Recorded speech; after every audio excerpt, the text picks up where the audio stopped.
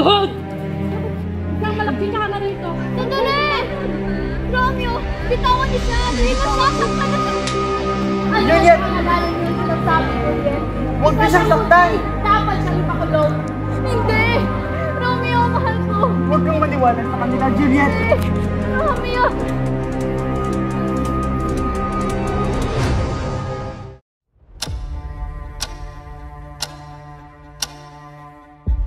Isang napakalungkot na pangyayari ang ating nasaksihan ngayon.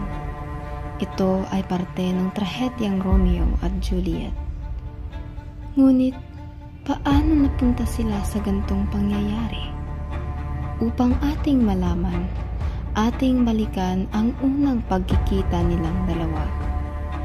Muli, ito ang Romeo at Juliet.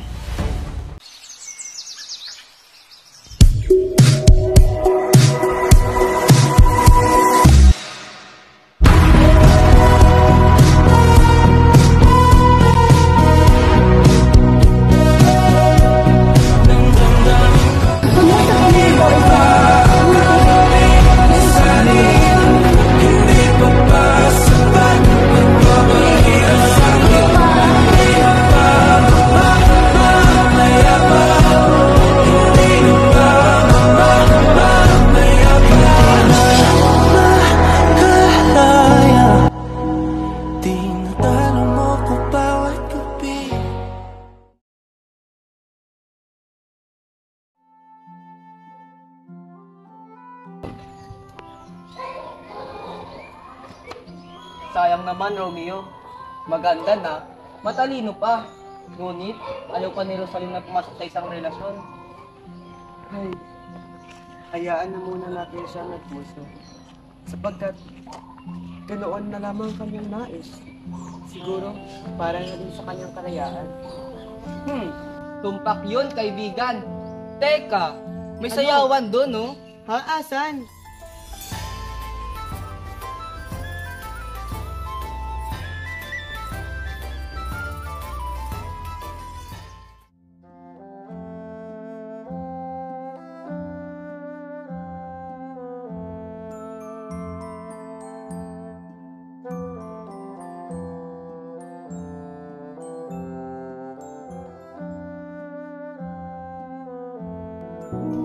Binibinit, teka lang. Romeo, ba't ka nakatitig lang dyan? Nakikita ka bang nakakatakot? Wala yun, Mercutio. Hayaan mo na. Hi, Romeo. Huwag ka naman mag-aksaya ng oras at pumunta tayo doon. Salamat kaibigan, ngunit nais ko munang mapag-isa. Ikaw na lang siguro munang dadalo sa sayawan. Kung iyan ang gusto mo, kaibigan, sigurado mo yung babalik ka, ha?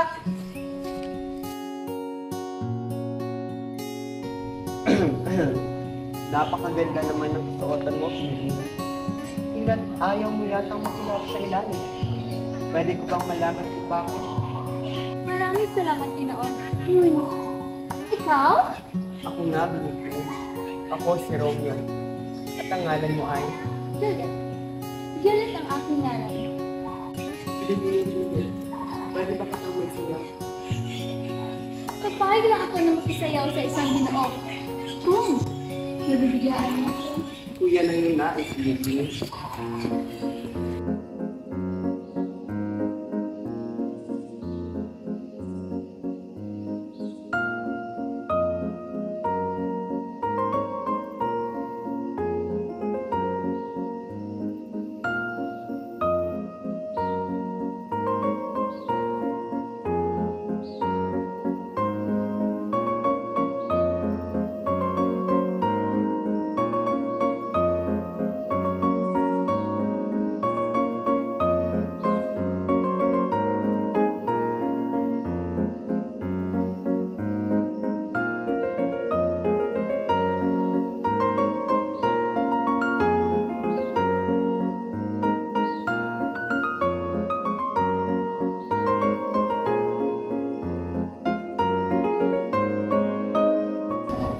Meron akong ipagtatapat sa'yo, Binibining Juliet.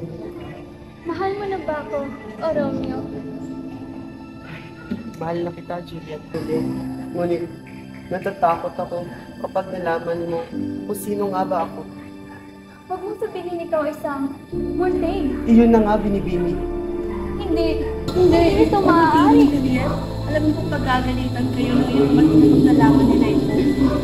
Pasensya na kung kanina pa namin kayo pinamang sa ngunit tama po iyong binili. Alam natin na ayaw ni Senyora at Senyor Capulet sa mga detalye. Maraming salamat sa inyo. Ngunit, nais ko naman sundin ang aking puso. Sa ngayon ko ay may pindihan ninyo.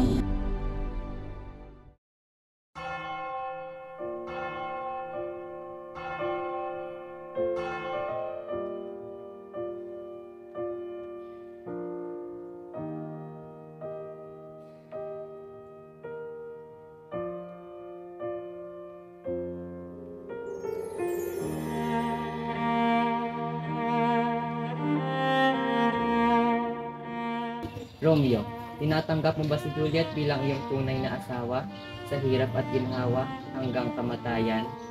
Opo, Padre. Buong puso kong tinatanggap si Juliet. Juliet, tinatanggap mo ba si Romeo bilang iyong tunay na asawa sa hirap at ginhawa hanggang kamatayan? Opo, Padre. Mamahalin ko siya ng tunay. Ng ngalan ng Diyos, idinedeklara ko kayong mag-asawa.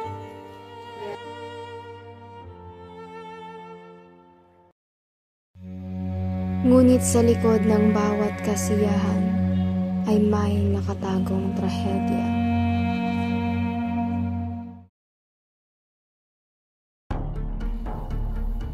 Aba! Nagtataka pa rin ako kung bakit nakasanayan lang pumunta dito. Ano ba ang pakay mo, Romeo? Wala akong masamang pakay, Tibal. Sapagkat nais ko lamang maglibot-libot sa lugar na ito. Nagsisinungaling ka. Halika at mag-away tayo. Tila naman ang iyong nais, Tibal. Wala naman kaming ginagawang masama, ngunit ikaw ay naghahanap ng away dito. Mahilig ka! Aba, sobra ka na talaga, Tibal. Halika't tayo ang magtuon. At dyan ako nagagalak.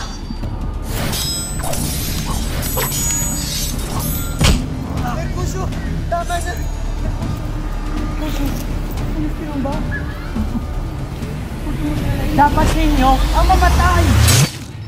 Mercutio! Sumusobra ka na! Anong ginawa mo?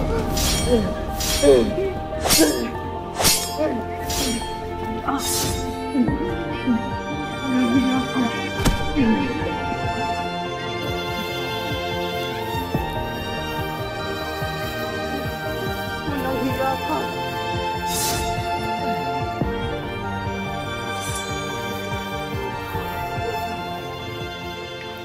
Sige ba? Kira tayo gumanti? Luhod! Dapat isang malaki ka na rito. Sandali!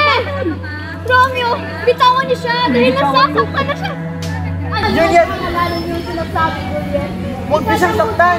Dapat siya ipakulong. Hindi! Romeo, mahal ko! Huwag kang maniwala sa kanila, Juliet! Romeo! Ngayong gumawa ng dahilan ang mundo para mapalayo silang dalawa, may paraan pa kaya para magbalikan sila?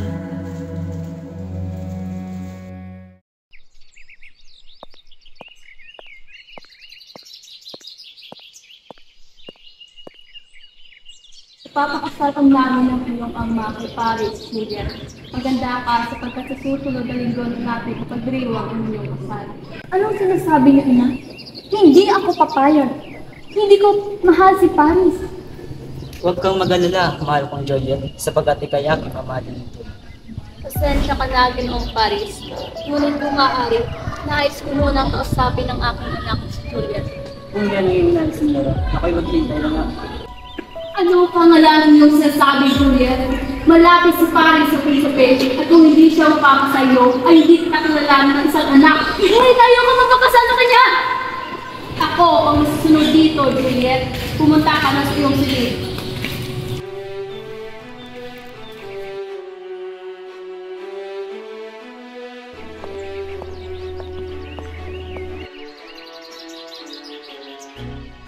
Ano? Bibigyan kita ng gamot at sandaling papatayin ka't bubuhayin mo. Yun ang ang aking ibig sabihin, Padre. Hiling ko ay papayagan niyo ako sa aking plan. Alam mo naman kung ano mangyari kung ibibigay ko ito sa iyo, Juliet. Alam ko ho, Padre. Ngunit handa ako magsakripisyo. Ngunit, paano naman ito kay Romeo? Ipapasabi ko ho sa kanya yung plano. Ito, ingatan mo. Nakakaasa ko po, Padre. Maraming salamat.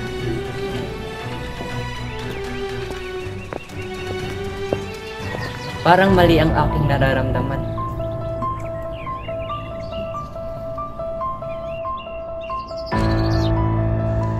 Ngunit iyon ang magiging dahilan ng napakalungkot na pangyayari sa desisyong ginawa ni Juliet.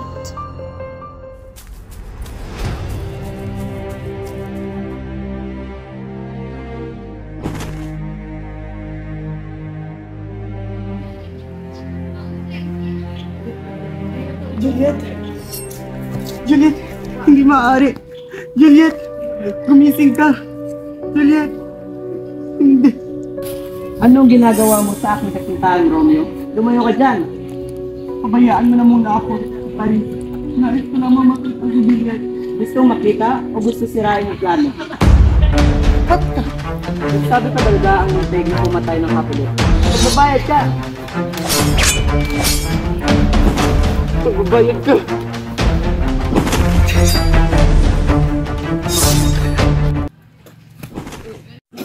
Nagtagumpay ka, Romeo. Buti nga sa'yo.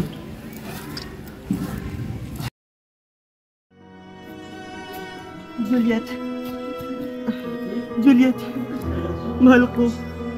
Patawad, Juliet. Patawad kung ikay aking nabigo.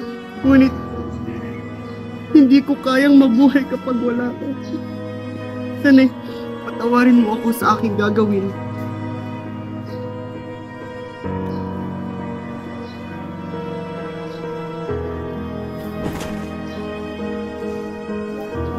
Romeo? Romeo? Romeo! Mahal ko! Ano nangyari? Itong rason. Ito'y totoo. Hindi, Romeo. Hindi. Mahal ko.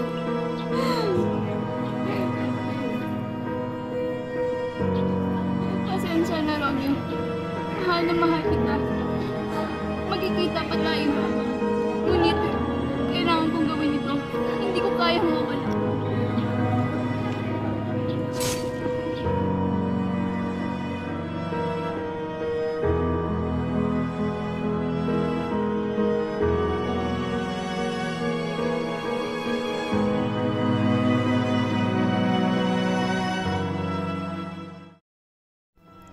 Ito ay nagsisilbing paalala na ang pag-ibig na itinago at pinigil ay nagbunga ng luha at pagkawasak. Sa mga nangyayari, aral ang iniwan. Huwag hayaang ang puot ang maghari, sapagkat sa huli, tanging kapahamakan ang kapalit. Sa pagtatapos, ito ang dulang trahedya na Romeo at Juliet.